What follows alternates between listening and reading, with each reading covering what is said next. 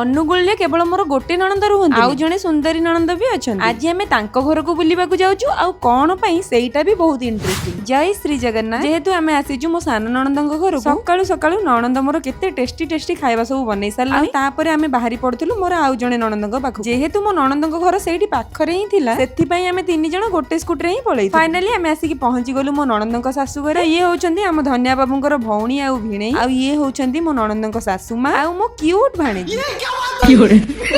ଆଉ ଆଜି ଏଠିକି ଆସିବାର କାରଣ ହଉଛି ମୋ ନଣନ୍ଦଙ୍କ ଶାଶୁ ଘରର ଗୋଟେ ଛୋଟ ରିଚୁଆଲ୍ସ ଆମକୁ ପୁରା କରିବାର ଥିଲା, ଯୋଉଟା କି ମୋ ଭାଣେଜୀଙ୍କର କୁନି ଦାନ୍ତ ଉଠିଲା ପରେ କରିବାର। ଯେହେତୁ ଆମେ ଠିକ ଟାଇମ ରେ ଆସିକି ପହଞ୍ଚି ପାରିନଥିଲୁ, ତ ସେଥିପାଇଁ ଆଜି ଲେଟ୍ ହଉ ପଛେ ସମସ୍ତଙ୍କୁ ଯାଇ ଦେଖା କରିଦେଲୁ। ଆଉ କିଛି ସମୟ କଥାବାର୍ତ୍ତା ମଜାମସ୍ତି ପରେ ଷ୍ଟାର୍ଟ ହେଇଗଲା ଆମର ରିଚୁଆଲ୍ସ, ଯୋଉଟା କି ବେବିର ମାମୁଙ୍କୁ କରିବାକୁ ପଡେ। କାହିଁକି ନା ଭଣଜା ଭାଣେଜୀ ହଉଛନ୍ତି ଗୋଟେ ମାମୁ ପାଇଁ ବହୁତ ହି ଲକି। ଗୋଟେ ମାମୁଙ୍କୁ ସେଇ ଭଣଜା ଭାଣେଜୀଙ୍କର କର୍ଜକୁ ସବୁବେଳେ ସୁଝିବାକୁ, ତ ସେଥିପାଇଁ ଏମିତି କିଛି ରିଚୁଆଲ୍ସ କଲେ ସେ କର୍ଜରୁ କିଛି ମାତ୍ରାରେ ମୁକ୍ତ ହୋଇଥାଏ। ଆମେ ତ ବହୁତ ଆଗରୁ ଶୁଣି ଆସିଛୁ ଭଣଜା ଭାଣେଜୀ ହଉଛନ୍ତି ମାମୁ ଘରେ ଶାଳଗ୍ରାମ। ସେମାନଙ୍କୁ ସ୍ନେହ ଆଉ ସମ୍ମାନରେ ଖୁସି ରଖିଥିଲେ ଭଗବାନ ଆପଣଙ୍କ ଉପରେ ସବୁବେଳେ ଖୁସି ହେଇଥାନ୍ତି। ଆପଣ ମାନଙ୍କର ଏମିତି କିଛି ରିଚୁଆଲ୍ସ ଅଛି କି ନାହିଁ ମତେ କମେଣ୍ଟ ରେ ନିଶ୍ଚିନ୍ତ ଜଣେଇବେ। ତାପରେ ଆମେ ସମସ୍ତେ ରେଡି ହେଇଯାଇଥିଲୁ ରିଲ୍ସ ବନେଇବା ପାଇଁ। ସବୁଠୁ ବେଷ୍ଟ ଡ୍ୟାନ୍ସ ଥିଲା ଆମ ସୁନ୍ଦରୀ ମମି। ଆଉ ସ୍ୟାଡ୍ ପାର୍ଟ ହଉଛି ଆମକୁ ଆଜି ହିଁ ଜଗତସିଂହପୁର ଫେରିବାର ଥିଲା, ସେଥିପାଇଁ ବହୁତ ହି କମ ସମୟରେ ସମସ୍ତଙ୍କୁ ଟାଟା ବାଏ ବାଏ କରି ଆମେ ପଳେଇ ଆସିଲୁ। Bye bye Lado.